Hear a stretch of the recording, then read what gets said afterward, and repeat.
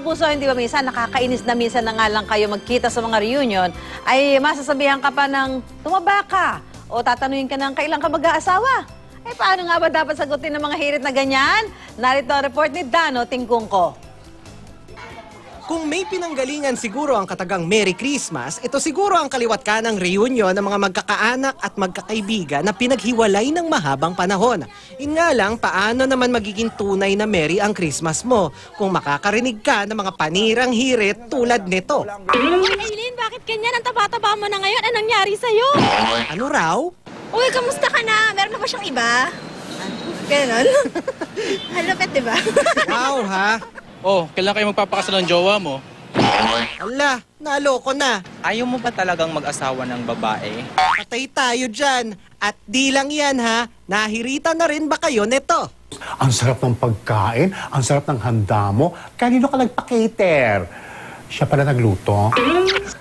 Uy, Bubay, balita ko may sakit ka. Buti gumaling ka. Ay, Bubay! Bakla ka pa rin?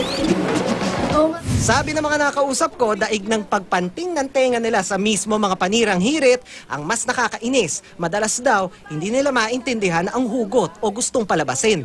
Lalo na kapag sinabihan ka sa maraming tao, di ba? Parang napapahiya ka, di ba? Kasi kahit alam nila, wala silang ginagawa. Ayon sa isang sociologist, ang hugot ng sablay na hirit ang pressure sa lahat na makipagtsikahan. Yun nga lang dahil long time no see nga, kung ano na lang ang unang makita, halimbawa itsura o alam na estado sa buhay, yun na ang unang chika. And there's this pressure to create a conversation.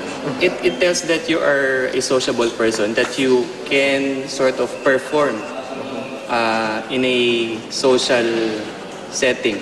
Good manners daw kasing itinuturing ang pakikipagtsikahan sa party. Kalaunan ang pakikipagtsikahan sa lamin ng kung anong gusto nating pagtingin sa atin ng iba.